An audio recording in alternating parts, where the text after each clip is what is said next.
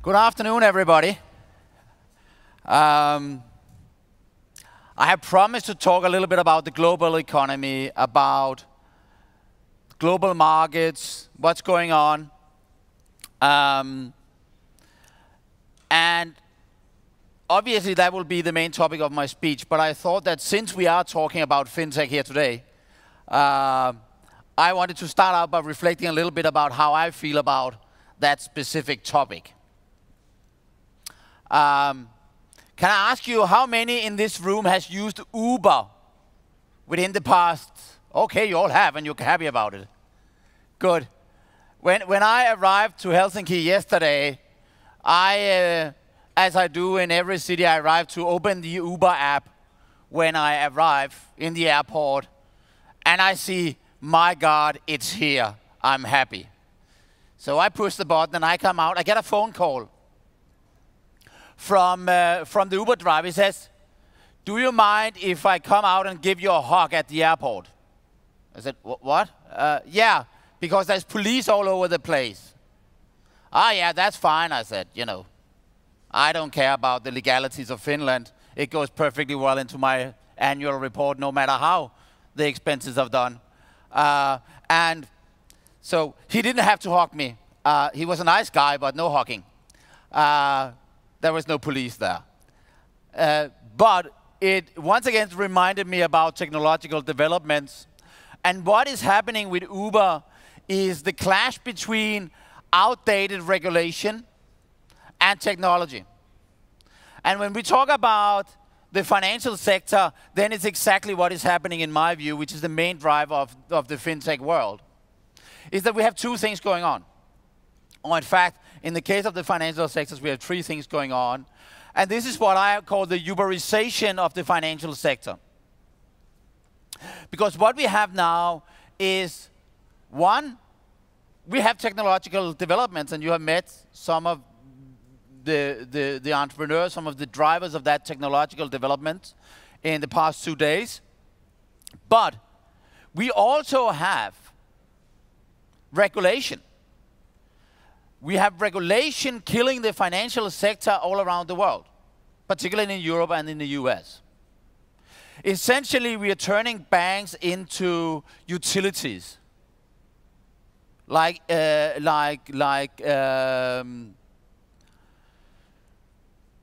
power producers, like infrastructure.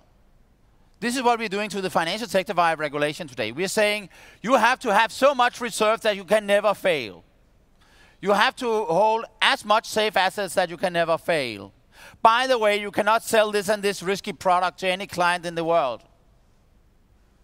So what is happening is that we're essentially just saying to banks, the only thing you can do is take deposits and lend it out at a fixed interest rates, and that's it. But there is a demand for something else. And that demand will be met. And that demand will be met on this. My former employer, Danske Bank, has recently introduced a new product called June. No, they're not paying me to say this. But I think it's rather interesting that you can now basically on your iPhone or whatever phone you have, trade small amounts of investments directly, essentially, via your bank account. Very interesting concept. How will that be regulated? Probably some regulator in Denmark is already freaking out and saying, this seems terrible. People investing and doing all those things. We better crack down on that. I haven't heard any politicians comment on it yet, but that will happen. But if they outlaw that, that will then pop up in an app in another place, in a globalized world. So that's the second thing, is that regulation is actually forcing clients away from the traditional banking sector into the smaller startups. I don't necessarily think that's a good idea, but that is happening nonetheless. The third thing is, of course, the marketplace is changing. Or rather, interest rates have been changing. Interest rates are extremely low in a historical perspective. The yield curve is flat. Banks cannot make money on the interest rate business. So you have to do something else. And these three factors, technology, regulation, and market pricing, in my view, is what drives the fintech development. Other than that, I have no clue what the hell you're doing here. Or rather, you have, but I don't know more about it than you. So let's return to the global macroeconomic scene. There I feel more comfortable. First of all, something wonderful have happened this week. Donald Trump is in deep shit. And those of us in Europe is just saying, why did you just do that? Why did you elect this guy? Well, in my view, Donald Trump was not elected because of some fantastic rise of racism or protectionism or craziness in the US. No, it just happened. It was just a freak accident, and freak accidents happen.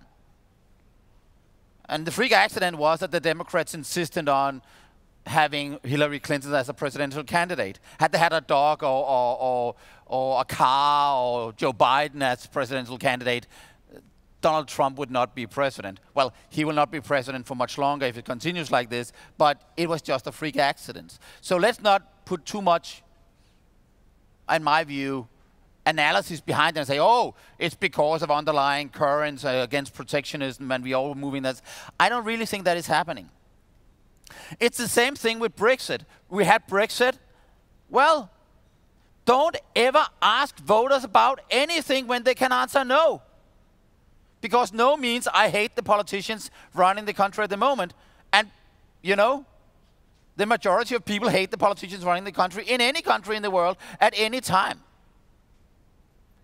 Brexit wasn't about the EU. It was about the fact that people didn't like David Cameron, and he was, well, he's no longer prime minister.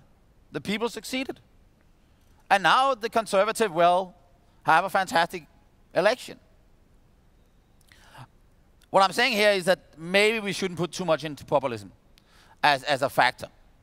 But there has clearly been a rise of populism in Europe, whether it's Syriza or Golden Dawn in Greece, or whether it's the True Finns in Finland, or whether it's the Swedish Democrats in Sweden, or whether it's the Danish People's Party in Denmark, or Geert Wilders in the Netherlands, or Le Pen in France. There clearly has been a rise of these forces, but I would also argue that actually that is a thing of the past, luckily.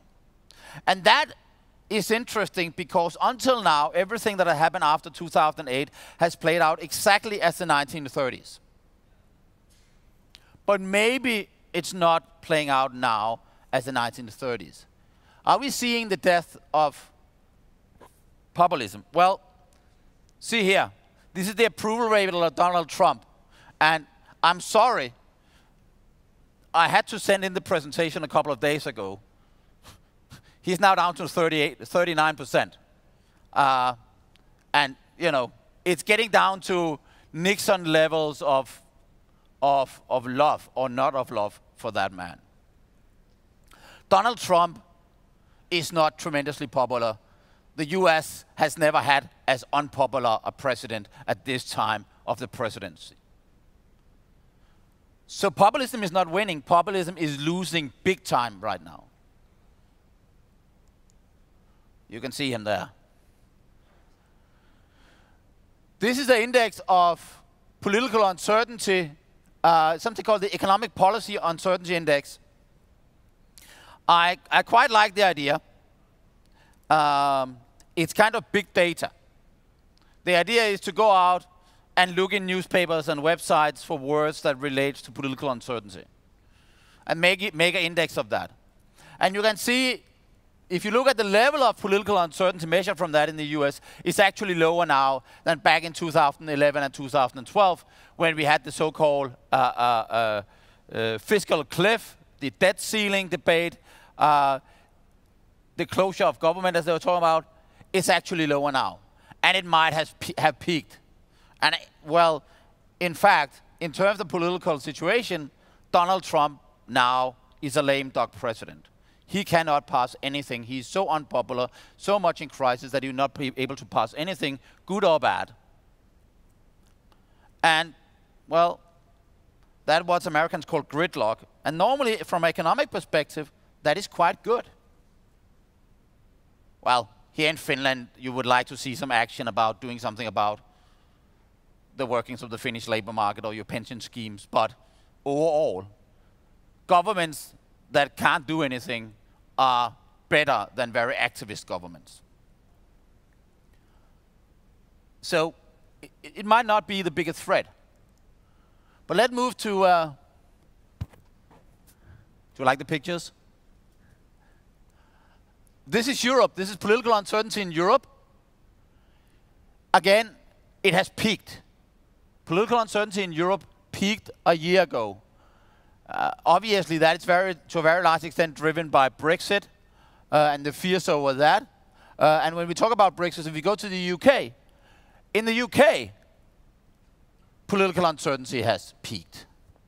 So what I would argue is that political uncertainty is not a major driving factor of the economic developments that at the moment. And in many ways, we should think of political risks as a lacking factor of the economy. I have a good friend, esteemed British-Canadian economics professor, David Leitler. David, he's a professor at a Canadian university. And when the ECB, the European Central Bank, in the early 2015 introduced quantitative easing, stepped up money printing essentially, I wrote David a mail and said, finally the ECB is doing what is needed. This is the right thing. And David writes back and said, I very much agree that this is the right thing, but I fear it's too late politically. And David was right. Essentially, since the beginning of 2015, we started to see Europe in political terms going very, very badly wrong. Because politics change with a lag. If there's a shock to the economy, gradually unemployment will go up, gradually wage growth will slow down, and gradually people will get pissed, and then they start to vote for the true Finns, which actually in this country isn't the worst thing you could do. That was not an endorsement. I can understand you guys. You should never have joined the euro. But the political reaction is lacking the economy. And I would actually argue the reason we're now seeing populism on the decline. Geert Wilders didn't do well in the Netherlands. Marine Le Pen did not become French president, thank God. And Donald Trump might soon be out. And the Brexit, well, that might be much softer than we now fear. But let's see. Why is all that happening? That is happening, in my view, because we are seeing signs of an improving global economy, and particularly this region, the Eurozone, is beginning to do much better. Let me first tell you a story about one of my favorite economists, philosophers, John Stuart Mill, who 169 years ago wrote about what he called the monetary machine. John Stuart Mill said that if monetary policy works well, nobody notices. It doesn't, if monetary policy is rightly calibrated, it's just there. We don't talk about it at all. The economy works well. But when the monetary machinery breaks down, the real machine, the machine of economy, breaks down. And I would like to add to that, if the monetary machine breaks down, the political machine breaks down. When monetary policy becomes too tight because Jean-Claude Trichet, the then ECB governor, in 2011 decided to hike interest rates twice and further putting Europe into crisis. When he did that, public finance problems exploded all over Europe. The only way to do anything about that was massive fiscal austerity. And that had to be implemented by somebody on the center left, on the center right. As a result of that, we saw the rise of Syriza, for example, in Greece. I'm not against austerity. Austerity is necessary if you cannot spend more money than you have. But if monetary policy is wrong, you will have to do more austerity than otherwise. And what happens in Europe was that monetary policy for far too long, unlike what people say, was too tight. Right now, it's about right. But it was far too tight. Maybe I should reflect a little bit on Finland here. I remember being in Finland. Well, I've been in Finland very often. But particularly in 2010, when we had Southern European problems. I remember one night in Helsinki sitting and drinking beer and Jalo with Finnish colleagues. And they all said, oh, the stupid Greeks, they, lazy, they don't work, they don't save enough. They should do as we have done in Finland in the 90s. We did austerity, we did all the rising. Whoa, whoa, whoa, whoa. Yeah. 8 years later, you look back and said, well, how did you do, guys? Not really well, did you? Finland failed. Finland failed miserably in the past 8 years. Growth has been meager. Finnish growth has been worse than in meager little Denmark. Compared to Sweden and Norway, pathetic. What has been the fastest growing nation in Europe since 2007? In Europe, in the Nordic countries? Iceland. The slowest growing? Finland. Do something about your labor markets. Leave the euro. Do something. That's why you got the true Finns. Because people are pissed off there's no growth. But the true Finns will no longer do well. First of all, because the joint government, which is a stupid thing to do when you're a populist. Second thing, Europe is doing better, and even Finland is no longer so pathetic. You still don't have a real good iPhone product. But anyway, Europe is having a comeback. This is Greece. 10% growth in retail sales year on year in Greece. Better than Finland. Much better than Finland. Do you know who works the most hours a year in Europe? The Greeks. Who works the least? The French, the Danes, the Germans, and the Finns. What is happening? Well, the story is really one of growth stabilization. In 2014, the ECB did what was called the LTRO3, which was basically a lending program, easing monetary policy. 2015, implementing quantitative easing. A lot of people were against that. Bank of Finland thought it was a horrible idea, but went along with it anyway. It was a great idea. When you have inflation, you print less money. When you have deflation, you should print more money. We had deflation, we needed to print more money. That's the right thing, and it's working. As a result, Southern Europe is beginning to grow. And Finland is beginning to grow again. Why? Because the monetary machine that John Stuart Mill was talking about is beginning to work again. As a result, the economic machine is beginning to work again. And poof, populism goes away. Obviously, that's bad news for the true Finns, but very good news for Finns. And you will not leave the euro anyway, because now the economy is doing better. A way to think about that is to look at how is monetary policy calibrated in Europe. We have a monthly publication called Global Monetary Conditions Monitor, where we track monetary policy in 26 countries around the world. We have an indicator for the level of monetary tightness. If that indicator is 0, it means that monetary policy is calibrated in such a way that the central bank of that country will hit its inflation target. For the past nearly 3 years, 2.5 years, the indicator for the Eurozone has been basically zero, meaning that the ECB has been on track to deliver 2% inflation. It is, of course, doing that right now and should be expected to continue to do that. Believe it or not, the ECB is doing a fairly good job right now. I never thought I would say that. I am the ECB's biggest critic, but they are actually doing a fairly good job right now, so they will deliver 2% inflation. The monetary machine works. Mario Draghi, in that sense, has succeeded, and therefore, many of our worries are going away. And as a result, the populism is going away, but another thing we have had over the last half year, worries about the Italian banking sector.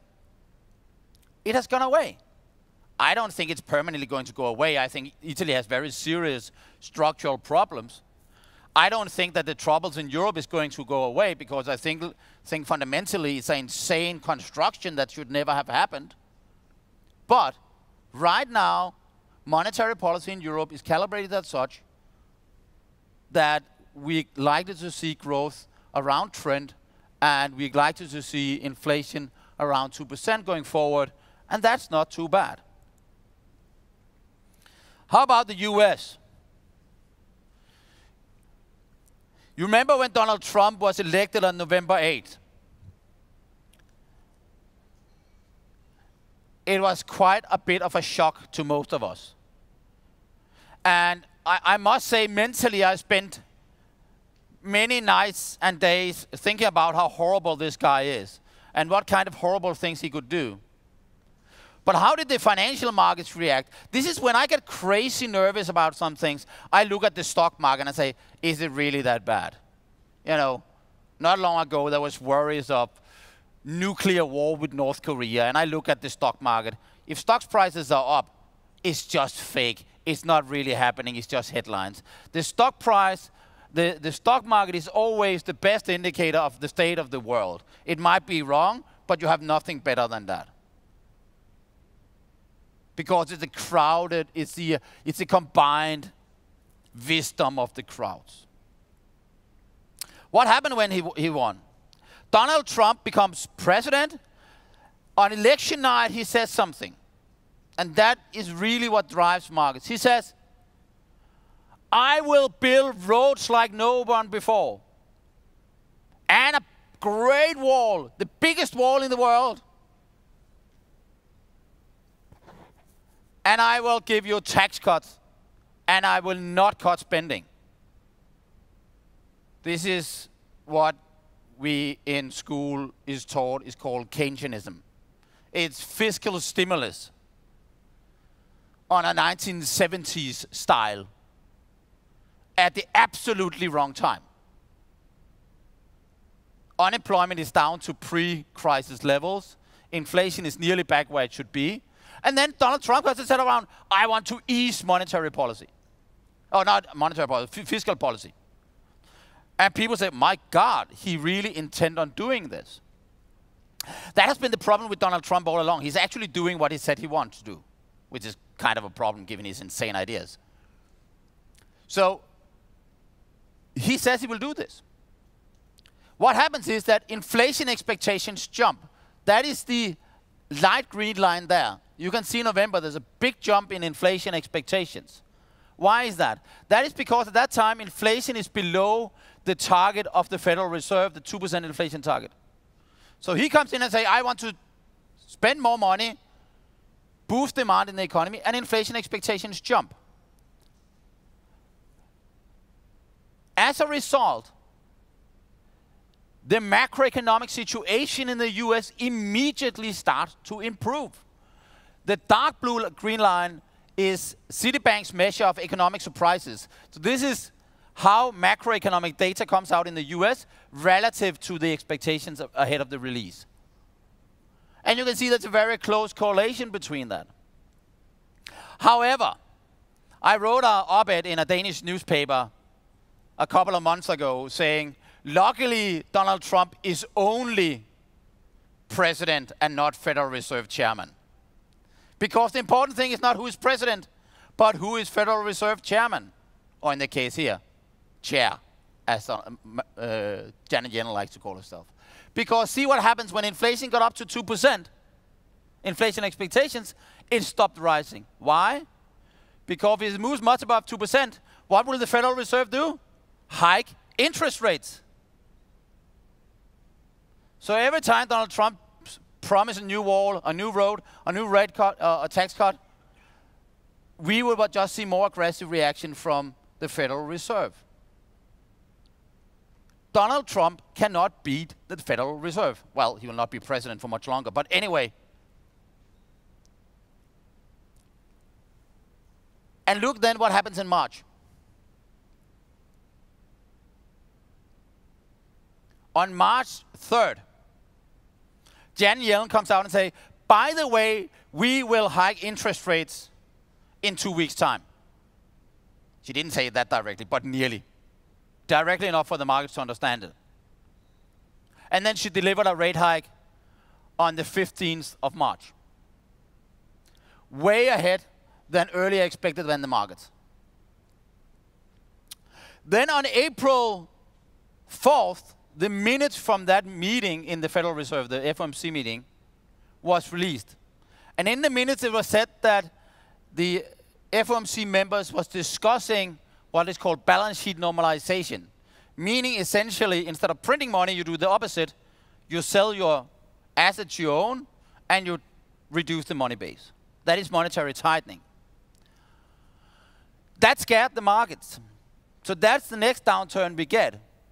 In early April, in inflation expectations. But look at the city surprise index on that. So what have happened in economic development in the US is first Donald Trump comes in and says, I'll build a wall. A wall is not economically good, but it can boost. It can boost demand. By the way, that wall, Donald Trump apparently didn't look at the immigration statistics in the US because he wants to keep out the Mexicans. But over the past 6-7 years, the Mexicans have actually been leaving the US.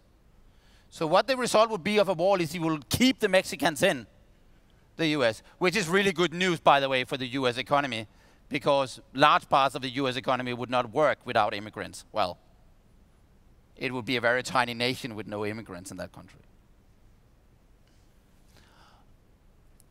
So the Donald Trump boom was really very short-lived. It was based on what he said on election night, and Janet Yellen has killed it. So how about monetary policy in the US? Well, I already alluded to that. Janet Yellen was eager to hike interest rates. I would give Donald Trump one thing. He's right when he says that the Federal Reserve is political. Ahead of the elections, Janet Yellen said, we need a high-pressure economy. What did that mean? That meant that we would accept the US economy overheating for a period because it has been weak for so long. So to get everybody into the labor market again, you needed overheating. At that point, I'm pretty sure Janet Yellen expected her fellow Democrat, Hillary Clinton, to become president. So had Hillary Clinton come in and said, we are doing tax cuts, building new roads, Janet Yellen would have said, fine, we would allow inflation to run a little bit above 2%. But that didn't happen, did it? So Donald Trump is not getting anything. So Janet Yellen came out fairly shortly after Trump was elected saying, no, I was misquoted. It wasn't really what I said. Well, it was on paper what you said, but you know, she ran away from that. And as I said, they started to talk about hiking interest rates. Again, this is our indicator for monetary conditions in the US. It's actually below 0, which indicates, and this is based on the developments in interest rates, in the exchange rates, in nominal demand, and in the money supply. It actually indicates that the US is likely to undershoot the Federal Reserve's 2% inflation target in the next 2-3 years. It's already below that, but it continues to undershoot that. So the Federal Reserve really shouldn't hike interest rates.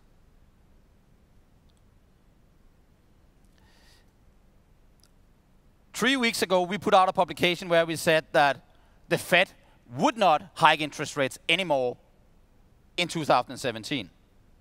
At that time, the market was pricing in a 90% probability of a rate hike in June. So it was a somewhat courageous statement. Actually, when I was making the statement, I thought I would be wrong. But you know, making bold statements gives you a lot of attention. But now, 3 weeks later, the likelihood in the markets of a rate hike in June is down to 65, 68%. If it continues like that, there will be no rate hike in June. And there shouldn't be a rate hike. And if they hike rates, they will come to regret it. So yes, they might deliver that one rate hike, but I fundamentally don't see much room for it. But that being said, the US economy is growing nicely. Inflation will be close to 2%. And unemployment is down to below pre-crisis levels. Which is really a nice thing. You know, we have Europe doing fairly well. We have the US doing fairly well, despite of the politics. So what about the second largest economy in the world? Too bad. It's actually also doing quite well. What is the Chinese story? Well, there is a Chinese story which looks 10, 15 years ahead. And if you ask me about that story, I can tell you a very depressing story. I'm quite concerned about Chinese long-term growth. China will, so to speak, grow old before it grows rich. The one-child policy was a very stupid policy because children are future workers. So when you say you don't want to have any kids and you don't want to have any immigrants, meaning then you will have no labor force in the future, meaning you will have no growth. And that is what is happening in China to a very large extent. Very low population growth has caused the labor force to start to shrink in China. So longer term, I'm pretty concerned about Chinese growth. We probably have trend growth around 6-7% now. It's coming down within the next decade to 3%. Within the next 2 to 3 decades, we are down to a Japanese situation with essentially no growth in the Chinese economy for a very long time. China will never be the largest economy in the world. But China is not about to crash. And China is doing fairly well right now. And I believe one of the things that has been important that hasn't been talked too much about is that the People's Bank of China, the Chinese Central Bank, in mid-2015 started a gradual depreciation of the Chinese renminbi. It allowed its currency to weaken. Consequently, you are having monetary easing in China, and that has helped stabilize Chinese growth. But it's also helped stabilize the world. One of the reasons why over the past year, commodity prices has rebounded. So China is not doing too bad. And if you look at our indicator for Chinese monetary policy, it's exactly 0 right now. So what I'm saying is that Europe is doing fairly well. China is doing very well. The US is a little bit too eager to have interest rates go up, but you know, they will not mess up completely. Which means that this presentation is extremely boring. Populism is gone, and the largest economies in the world are growing on trend, and inflation is there, and there's no major problems. The only problem is, how am I doing on time? So, I have been told that I can ask whether there are any questions. Do we have any? And remember here, you are not finished today, so you are allowed to ask questions. There was a question. Yes. The question is, why will China never be the biggest economy in the world? My flight back to Copenhagen is tomorrow night at 8. I start now on China. How many will stay around? The story on China is 3. There are 3 drivers of growth in the long run for any economy. 1, labor. No, let's say we make this little conference room into our newspaper. We are all journalists. We produce a newspaper. So that's the first factor we have in any economy is the people, the human capital. The second thing we have is typewriters or computers. That's the actual capital we have. The third thing we have is know-how, the way we actually are able to use the computer. So those are the three factors. The know-how is what economists call total factor productivity. If we start with the labor, I already alluded to that. The Chinese implemented the one-child policy. As a consequence, population growth has been slowing. And in the past 7-8 years, actually labor force growth is now declining. So there's simply less journalists in the room. Some of you are leaving. Second thing, if we sit here and there are no computers, no iPhones, no nothing, and we have to write a newspaper, it will be rather hard. Now we bring in one computer.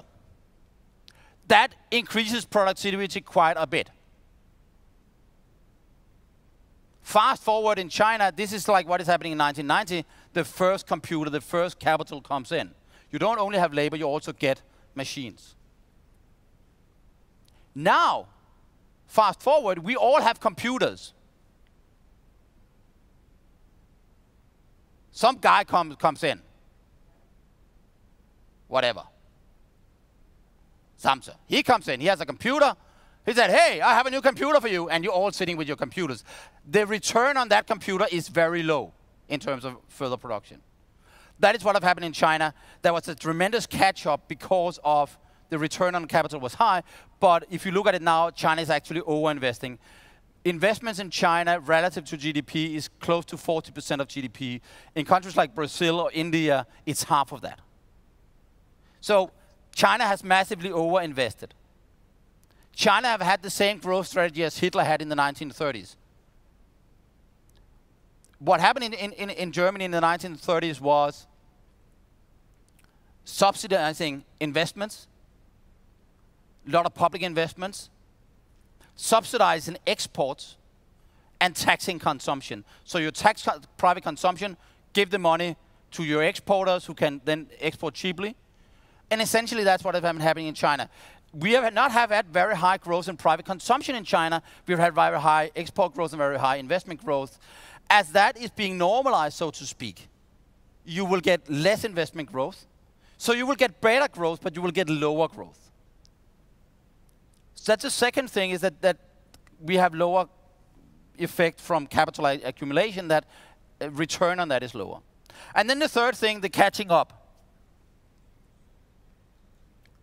Well, this is produced in China, likely, I think. It was designed somewhere in the US. But now the designs are moving to China as well. So they're moving up the scale on the value chain. So how much more effects that on the return on total factor productivity, on the knowledge? We have transferred knowledge, well, the return on that is small as well. So these three factors means that China will slow down, and their population growth is the most important part. So that makes me quite bleak. I have a quite bleak view on China for the longer run. But again, China is not about to explode. There is no Chinese bubble as people are talking about. And being the second largest economy in the world is still pretty good, growing 6% a year. So, you know, I'm not discouraging you from doing business in China. I'm just saying that it's not going to be the dominant power in everything. Should I end this, or should I take more questions? It's fun that our Finns are asking questions. Our last one, and then I'll allow you to leave. No questions? Oh, there in the back. Thank you.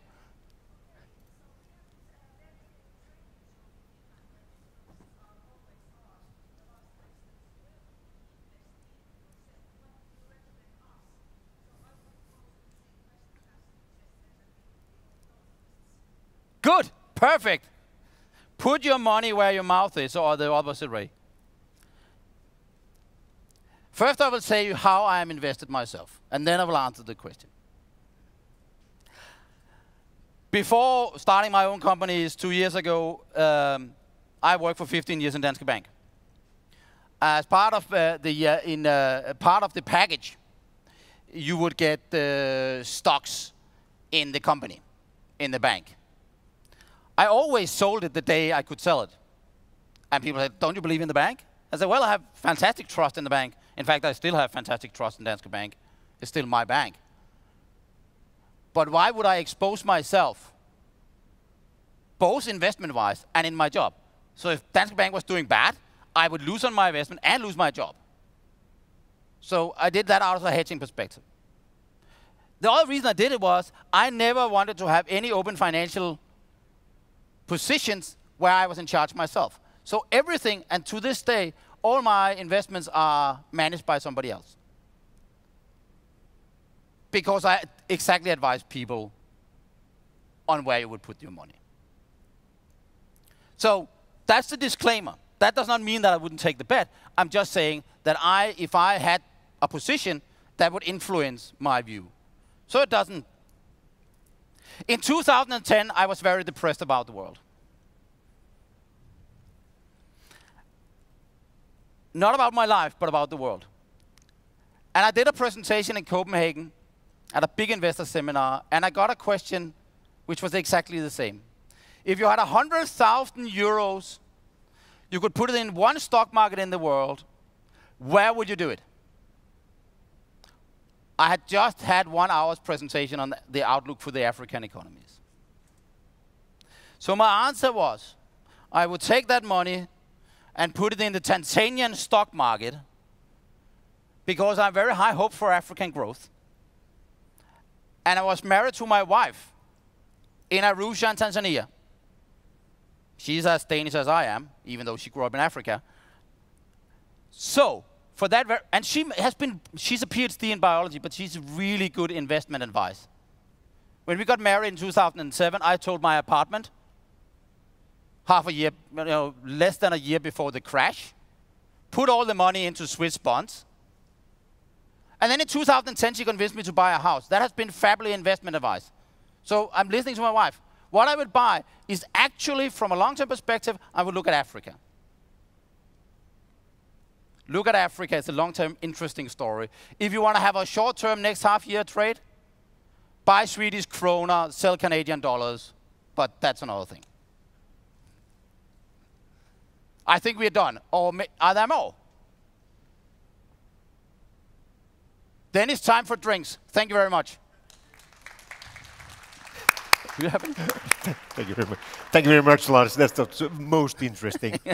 It was especially the honest part about Finland I really loved because. Well, we can do that in another seminar without politicians. Yeah, it's seldom you hear so much truth being said about. I mean, we had the Nokia, the export failed, the strong euro, Russia going down, collapsing under us, and the labor market not being that dynamic, but that the wages going up and the public sector going up. So we have had our struggle during the last 10 years, I would say. Now probably we start to see a little bit of light in there. And it's nice to hear that you said that the globe is also going well. So we hope for that, and give a big hand for Lars again. Thank you.